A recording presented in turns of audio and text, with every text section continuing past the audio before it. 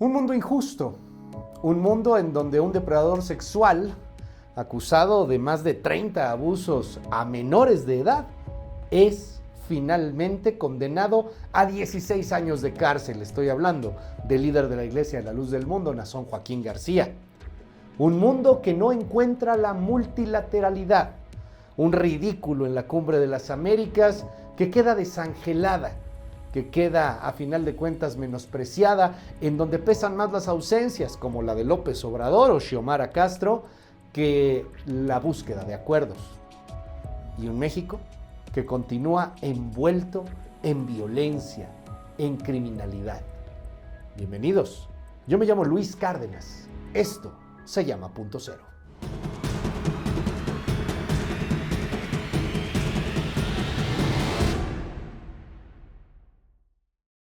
Hace una semana había elecciones. Quizá usted fue a votar si vivía en alguno de los 6 estados que eligieron gobernador o gobernadora. ¿Cómo le fue? ¿Ganó su candidato o candidata o perdió? O más bien, si le tocaba votar, pues no acudió. No se preocupe, casi nadie fue, ¿eh? De hecho, un estudio apunta a que solamente 1 de cada 18 que le tocaba votar acudió a las urnas. El abstencionismo, a final de cuentas, fue el gran ganador. Sin embargo, los resultados son interesantes. Le cuento, por ejemplo, en Aguascalientes ganó María Teresa Jiménez, candidata de la alianza opositora, con 53.76% de los votos. Lo mismo en Durango con Esteban Villegas, también candidato opositor, que se llevó el 53.7%. Esos fueron los 2 únicos estados que retuvo la oposición. De ahí en fuera, fue una paliza del oficialismo a una alianza opositora. Por ejemplo, en el caso de Hidalgo, Julio Ramón Menchaca sumó prácticamente el 62% de los votos. En Oaxaca, Salomón Jara obtuvo 680.752 votos, que representan 60.2%. En Tamaulipas, Américo Villarreal ganó con un cómodo margen, teniendo casi el 50% de la votación.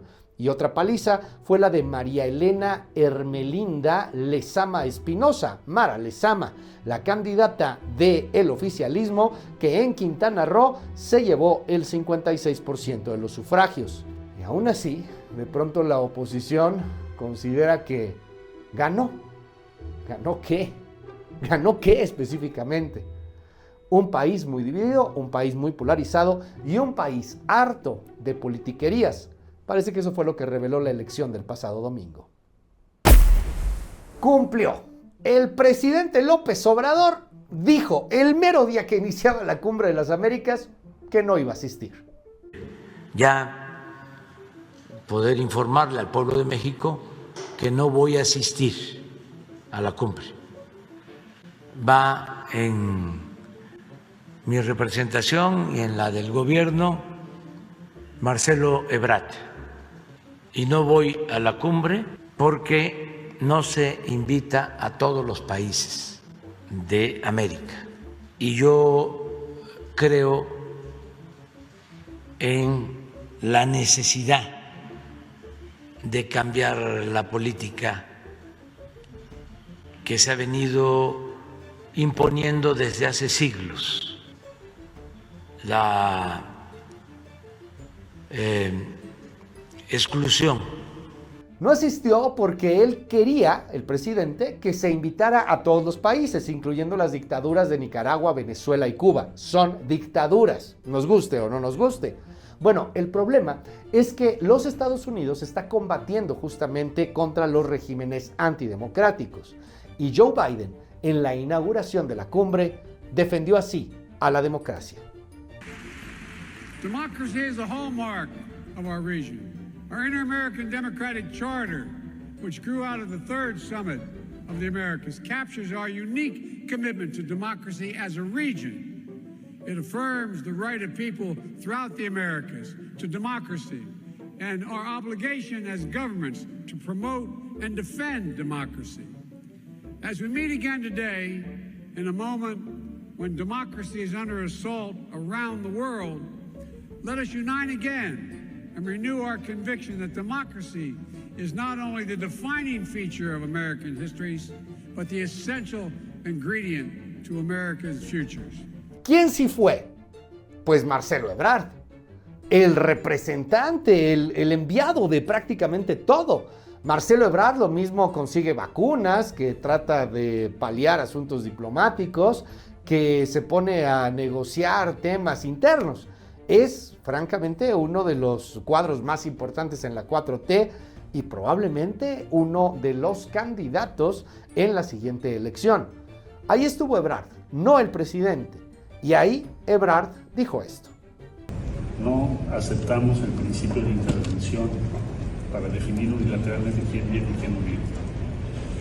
Estamos en el mismo punto de discusión que hace 10 años, en 2012 en Cartagena. Ahí se llegó a la conclusión de que debía sentarse en la declaración que todos los países fuesen invitados. En aquel tiempo el excluido fue Cuba. Hoy son otros países, además de Cuba. Entonces dejar esto establecido en primer lugar es un error estratégico. Pero la cereza en el pastel, después de que el presidente López Obrador se pelea con republicanos que critican su ausencia, republicanos como Marco Rubio, que dijo que el presidente López Obrador ha pactado con narcos y que defiende a dictadores. Bueno, pues al final esto es increíble, es maravilloso. López Obrador, el presidente mexicano, termina en un programa de comedia. Es el show de Jimmy Kimmel. By the way, the president of Mexico is not coming. He decided to skip it in solidarity with the leaders of Cuba, Venezuela, and Nicaragua, who are not invited because democracy isn't really their thing. But not having Mexico here is a huge blow because, number one, they're like our downstairs neighbor, and number two, they were supposed to bring the guacamole. So now we have to go to Smart and Final. Yo me llamo Luis Cárdenas, usted está viendo Punto Cero. Regresamos.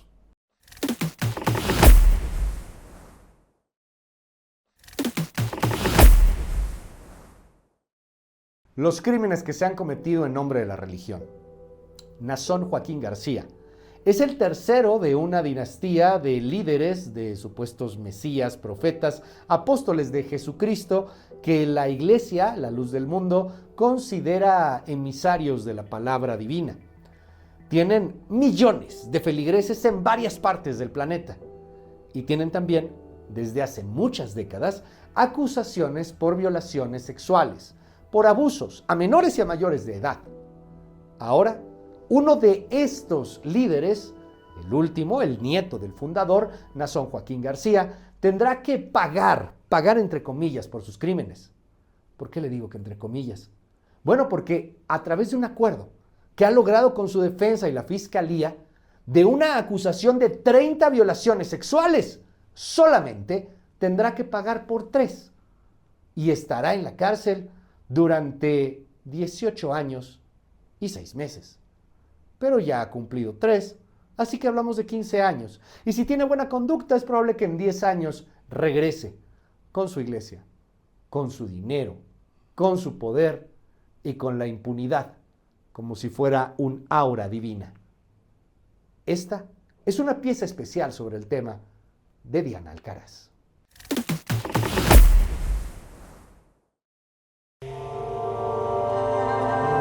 Volví a caer de rodillas y volví a decir al Señor: ¿qué está pasando, Señor? Y Él me decía: Nazón, tú estarás al frente de este grande pueblo. Y hoy lo ves grande, pero yo lo voy a multiplicar. Este miércoles, Nazón Joaquín García, líder de la Iglesia de la Luz del Mundo, fue sentenciado a 16 años y 8 meses de prisión, tras declararse culpable de 3 de los 19 cargos que enfrentaba en Estados Unidos por abuso sexual, trata de personas y pornografía infantil.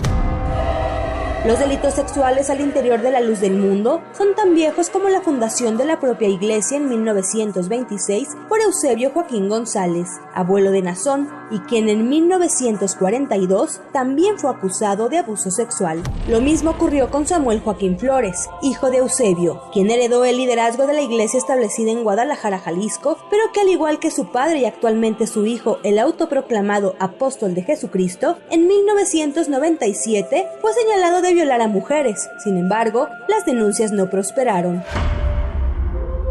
De acuerdo a las víctimas, en los 3 casos anteriores, Eusebio, Samuel y Naasón se rodeaban siempre de menores que eran cedidos de manera voluntaria por sus padres, al creer que eran una bendición de Dios. Él casi siempre esperaba que cumplieran los 14 años para tener una penetración completa con ellas, pero las ponía a que lo masturbaran, a que le hicieran sexo oral a las niñas de 9, 10 años. La Iglesia de la Luz del Mundo es una organización religiosa que tiene presencia en al menos 58 países, con 15.000 templos y más de 5 millones de fieles. Su sede principal se ubica en la colonia La Hermosa Provincia, al oriente de Guadalajara, lugar donde se edificó el santuario original y el cual presuntamente cuenta con túneles secretos y habitaciones donde se cometían las violaciones, mismas que también fueron trasladadas a Estados Unidos, ya que las víctimas eran llevadas a un complejo turístico de California, donde además eran obligadas a realizar bailes eróticos para el apóstol. ¿Recuerdas cuando mis preparadores me sujetaron para que me violaras? Porque yo trataba de apartarme.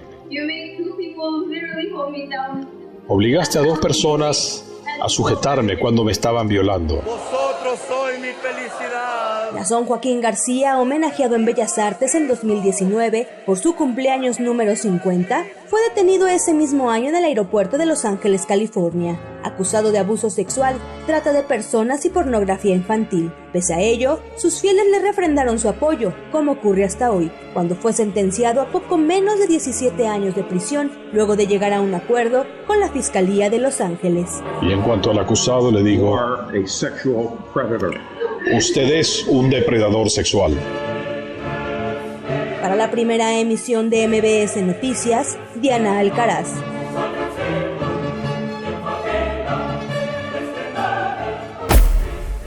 Sígame en nuestras redes, @LuisCárdenasMX. Regresamos.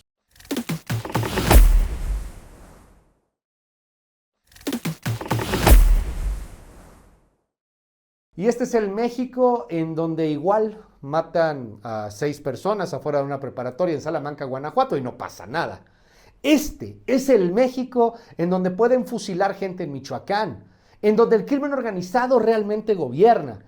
Y no es politiquería, es la realidad. Este es el México donde se busca a 100,000 desaparecidos. Este es el México en donde aparecen y desaparecen cárteles. Una historia de Óscar Valderas.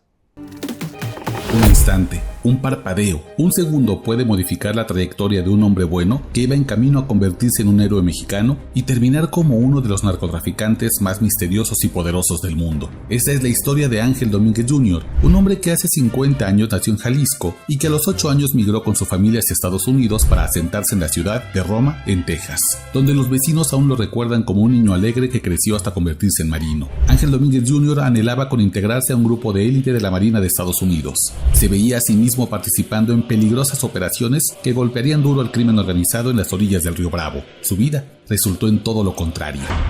Su futuro se torció en la noche del 29 de noviembre de 1994, cuando manejaba por una carretera en Carolina del Norte. Al salir de una curva, apareció un venado a la mitad del camino. Un instante, un parpadeo. Giró el volante tan violentamente para evitar chocar con el animal que perdió el control de su vehículo y se estrelló en un cuerpo de agua. Al instante, sus 2 hijas de 3 y 4 años murieron en el asiento trasero. Ángel Domínguez Jr. sobrevivió, pero sus lesiones fueron tan severas que la Marina de Estados Unidos lo obligó a darse de baja. De un segundo a otro, perdió su familia, empleo y futuro. Adormecido por el dolor emocional y físico y acorralado por deudas que se acumulaban por su imposibilidad de conseguir trabajo, Ángel Domínguez Jr. dio un salto irreversible. Salió de Texas, cruzó la frontera y se adentró en Tamaulipas para poner sus conocimientos al servicio de los cárteles mexicanos. Sus habilidades como ex-marine y su pasaporte americano no tardaron en ser apreciados por el crimen organizado. Ángel Domínguez Jr. hizo contacto con los Zetas, quienes rápidamente lo ascendieron de un simple pasador de marihuana y cocaína a uno de los jefes numerados. Su nombre fue sustituido por su alias,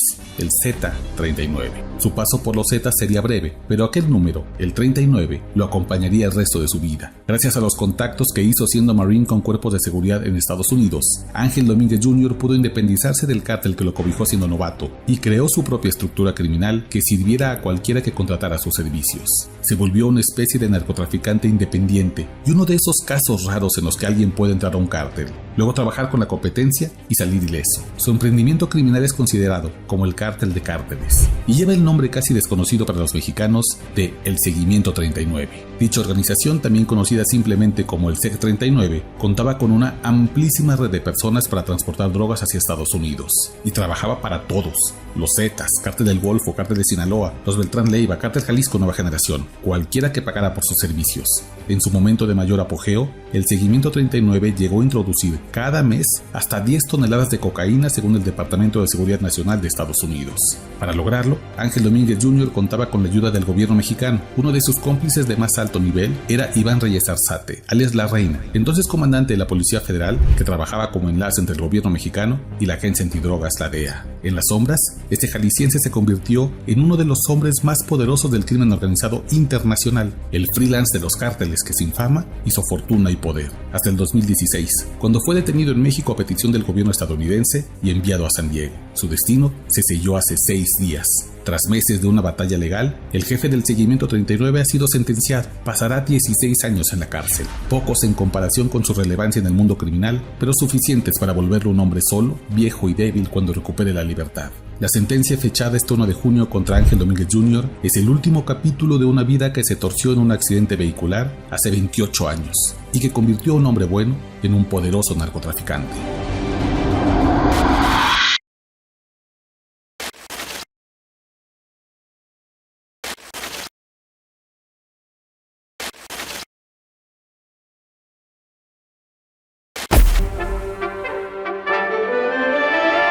Hola Luis, un gran saludo a ti y a todos los cinéfilos que nos acompañan en esta sección de cine. Hoy quiero hablar de 2 películas que estrenan en la semana y empiezo por la mexicana El Hoyo en la Cerca de Joaquín del Paso. Una película que navega entre el cine social, el cine de suspenso y el cine de denuncia, sin llegar absolutamente a ningún lado debido a la arrogancia de querer meter muchos géneros, muchos temas, muchas visiones en un poco más de hora y media de secuencias que nos recuerdan al Señor de las Moscas, El Orfanato, El Espinazo del Diablo, todo esto sin cerrar cada pequeña historia y englobarlo en un final, a mi parecer absurdo, de todo lo que desató desde el principio.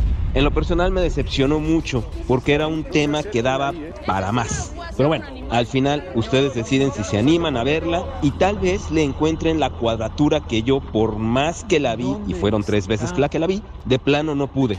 Pero eso sí, sobre advertencia no hay engaño.